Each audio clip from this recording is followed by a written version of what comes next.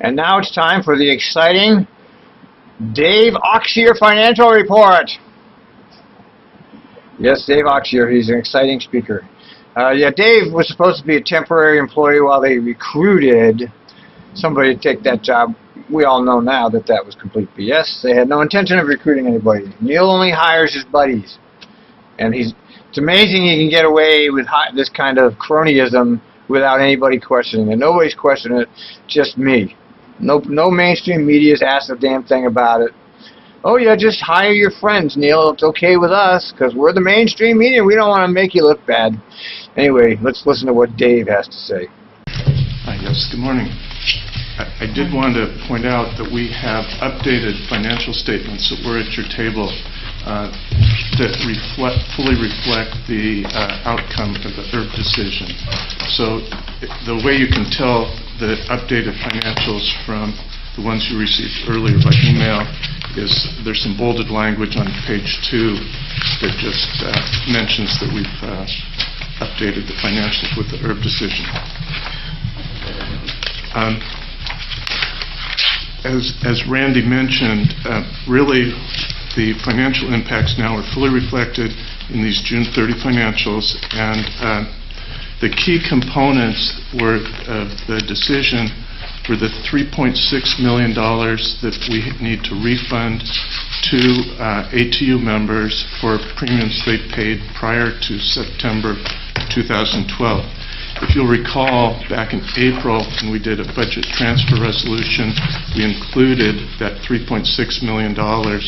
So that was already fully reflected as a liability in our financials, and the money had been transferred from contingency in April to deal with it.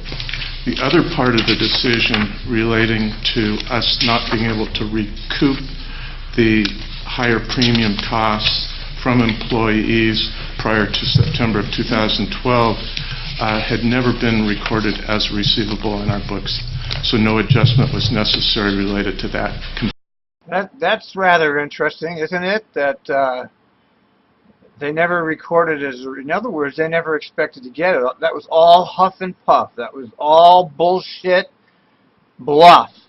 That was McFarland bluffing his usual bullshit crap to scare union members.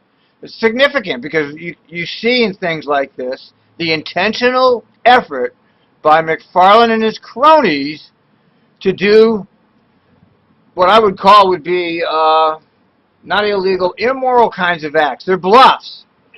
You know, here are these public figures misrepresenting themselves to employees and the public. Now, I would imagine that a government tax-funded employee is not entitled to misrepresent the actuality of the situation. But here we see documented for all to see that they intentionally misrepresented the situation with the payback. They went around talking to the board about it. They put out press releases about this.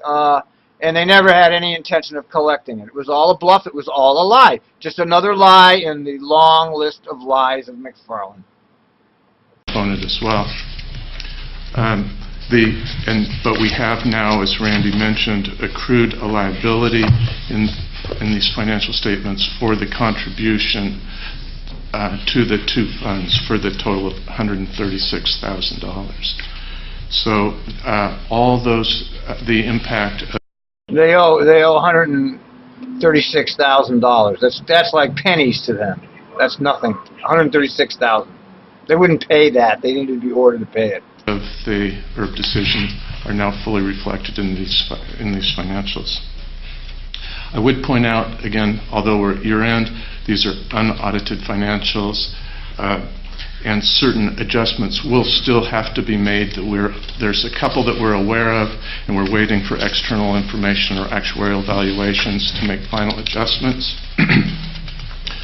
Staff has made its best estimates, so we think these were accurate, and we don't expect material adjustments to come out of these things. But the areas that will change from these financials somewhat, and it really could go either way, be beneficial or smaller impact could be both positive or negative, but it's the sick leave liability where we're waiting for an actuarial evaluation, and for our non-union defined benefit pension plan. The union defined benefit pension plan actuarial information is already fully reflected here. So those will be small adjustments that will be coming. And then the other one that I should mention is GASB requires us to accrue payroll tax revenues in the period that the wages are paid, not in the period that the employer has to pay the tax. So there's always then kind of this big adjustment, because at year end we have to reflect an estimate for wages paid that quarter that we really don't know what the results will be till roughly middle of August. So some adjustment may come related to that. And those will be made, that final adjustment's made just before Moss Adams signs off on the financial statements. But again, it should not be material. I do think fiscal year-end results are important. Really looking forward, if you think about how we budget for FY14, we kind of take our estimate in two key revenue categories. We take an estimate of where we think FY13 will be, and then multiply it times a growth factor. So this is how we basically budget for payroll tax and self-employment revenues and passenger revenues, which would count for roughly 80% of our total operating revenues. So what we want to do with the year-end results is compare to our FY14 budget assumption about where we would end 13 to know if our growth assumption it establishes the base for our FY14 budget.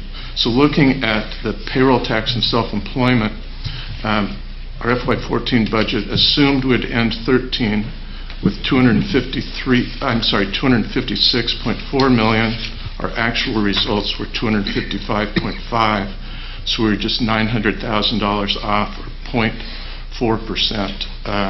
So again, very, very close. To get the same result now for FY14, instead of a 6.9% growth rate, we'd need a 7.2% growth rate to get to the same result. And I should point out, with payroll tax and self-employment, that includes the impact from the rate increase. So we don't need underlying growth to be that high. On passenger revenue, the FY14 budget assumed would end 13 at $113.4 million. The actual was $112.5, so again, exactly $900,000 off. This case, about 0.8% lower than we had estimated. The growth rate would have to change from 5.6 to 6.4. We think those are very achievable adjustments, and none of the impact from this would cause us to have to make any changes to our FY14 expenditure assumptions. Our third largest operating resource, operating grants, actually came in $5 million over our estimate for FY13, but those are kind of one-time only in nature and really don't change at all our assumption or impact FY14. But they're positive results that do add to fund balance. So that was a positive outcome. And looking at the expense side, just looking at total expenses in aggregate, we had estimated that we would be at $424.5 million, and actuals came in at $425.7. So we're $1.2 million, or 0.3% over our estimate. Again, very, very close. This does not create a budget difference because our estimate was actually about 2% under budget, the budget. So just to know how we're doing against all our assumptions that were driving the FY14 budget, came out very, very close. And so we feel good about the FY14 assumptions. The only other thing I'm cutting in here just to emphasize. Listen to this next little segment he's going to say here. This is important. mention related to the year-end financials is on the balance sheet, which is on page 10. The unrestricted cash and investments has decreased from $143 million to $90 million, a $54 million decrease, which obviously is something that... Did you hear him laugh? He laughed. That's the first time I've seen Auxier laugh. What jumps out at people when you look at the balance sheet, there really are some very... also in the balance sheet, you'll notice that there's a $41 million reduction in accrued pension obligations, the current portion of accrued pension obligations. The reason, and these really offset each other, with pensions, historically, since 1986, actually, Trimet's paid pensions up, our pension obligation up to 14 months in arrears of when those benefits are earned. And beginning in FY13, we caught up and now are paying pension obligations in the month they're incurred, so we no longer have a current pension liability. We have an unfunded long-term liability, but we're current as to what's contractually required to pay in the next year. What the hell is that supposed to mean? I mean, they've got it all covered currently. All the current pensions are covered, but we have a long-term liability. What does that mean? I don't get that. If you're current now, all the pensions are covered, and why is this a huge liability in the future? I don't get that. Maybe he's going to explain. There are two other elements impacting cash that I'll just mention. We also called $7 million of senior lien bonds in FY13. That impacts cash and just actually reduces a long-term liability. And then also, unrestricted accounts payable is significantly lower as well. And so we've paid off more bills. One other thing on the balance sheet, you'll notice there's a significant increase in long-term debt and restricted cash and investments, and that just has to do with the interim financing bonds that were issued for the Portland-Milwaukee Light Rail project. I hope you heard that. I hope you heard what he just said there, because he just said there's a large increase in long-term debt. And why is there a large increase? Because of Milwaukee Light Rail bonds. He said it right there. Okay, that's the truth of Trimet debt situation. They want to pin it on the union employees. The truth is, it's much more complicated than that. A lot of the long-term debt problem is Trimet's own doing. During FY13. That all. Happy to answer questions. Well, I hope you enjoyed that. It's very boring to watch him. He looks like your accountant type guy, completely bland, without personality.